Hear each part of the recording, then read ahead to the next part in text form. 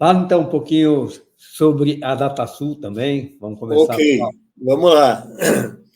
Então, eu me formei como engenheiro mecânico pelo ITA e, na época, no último ano, a gente já podia fazer estágio, podia trabalhar. E, assim, um dos professores meus, que os professores também no ITA, eles poderiam fazer algum serviço de consultoria. Eles tinham a opção, né, então, não era em tempo integral.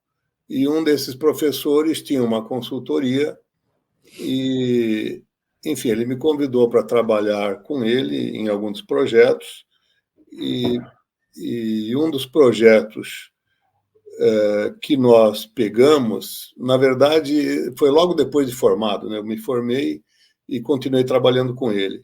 E logo depois de formado, a gente tinha que arrumar clientes, né? Como toda empresa de consultoria.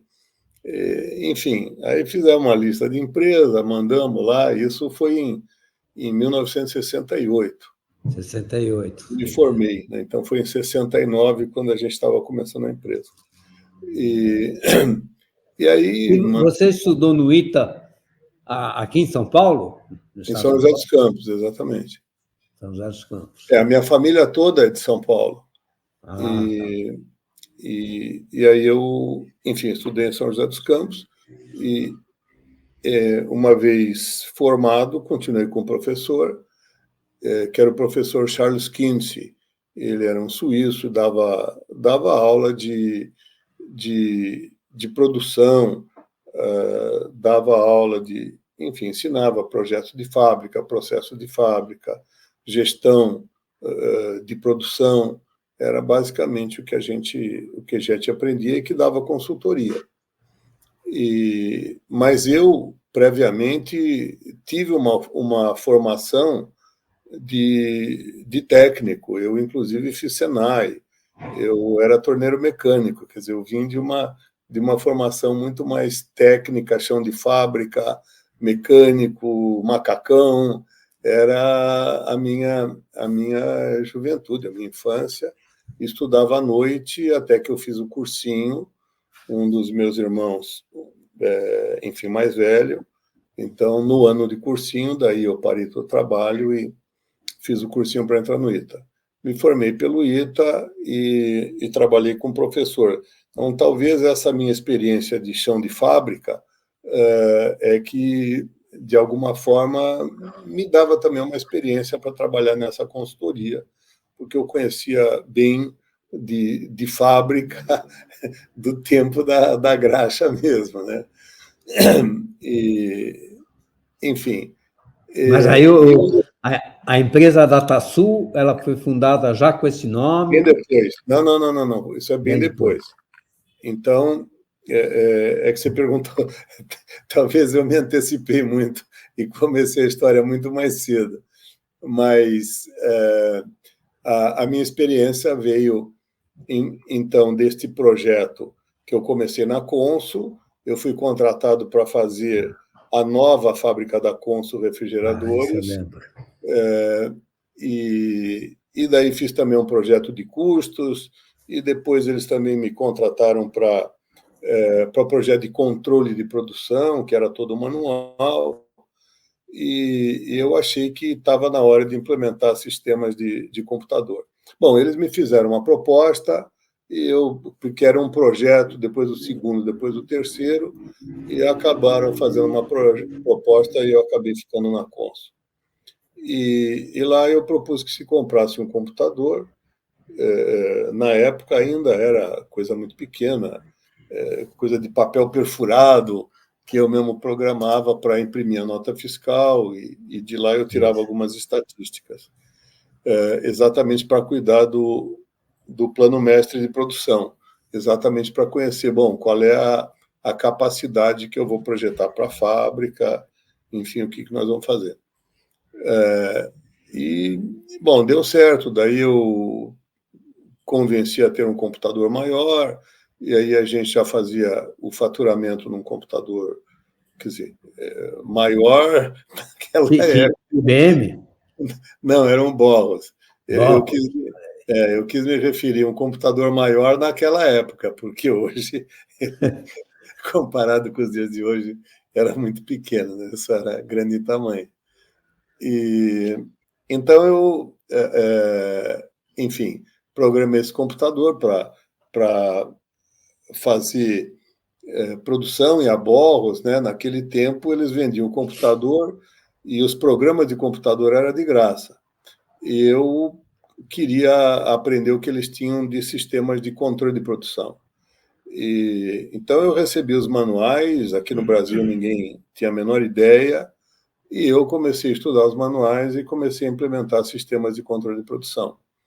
E aí foi a minha grande experiência, unindo a minha experiência de chão de fábrica com os programas de computador que vieram lá pela Borro nos Estados Unidos. Bom, isso foi bacana, implementei sistemas de MRP, sistemas de custo, Bill of Material, um monte de coisa, e a Consul foi muito bem, e foi tão bem que mais tarde foi vendida para a Whirlpool, e até mesmo ainda durante o tempo que eu estava na Consul, eu fiz o projeto todo de construção da Embraco, e assim nós construímos uma das maiores fábricas de compressores do mundo. E é depois que fomos adquiridos pela Whirlpool. E é evidente que na Whirlpool tinha muitos engenheiros com a minha experiência, e eu já não era mais tão necessário na equipe, e acabei me afastando, e entendi que eu poderia ajudar outras empresas a implementar sistemas de produção. E assim saiu fundei a DataSul, e a nossa especialidade era, de fato, produção. Enquanto todo mundo fazia sistema de contabilidade de folha, eu tinha sistemas de controle de produção, e era praticamente o único que fazia isso no mercado. E assim, peguei grandes empresas, veio a reserva de mercado, a gente... Então, os computadores que eu usava na época eram computadores grandes e mainframes, até que veio a reserva de mercado e tivemos que converter tudo isso para trabalhar nos equipamentos nacionais. E aí trabalhamos com Edisa, com outros clientes. Você chegou a trabalhar, então, nesses nacionais, na Edisa? Não é que eu gosto, eu não tinha alternativa, né? Não tinha alternativa. Era a única opção. E mais tarde, quer dizer, com os sistemas crescendo, com o número de usuários, quer dizer, o tipo de tecnologia que eu usava não era adequado para o que a gente tinha em termos de sistema operacional, base de dados. E aí acabei conhecendo a Progress e trouxe o Progress para o Brasil. E nessa época, então, vocês começaram com a Microsiga, e tanto vocês como nós estávamos na linha de PC.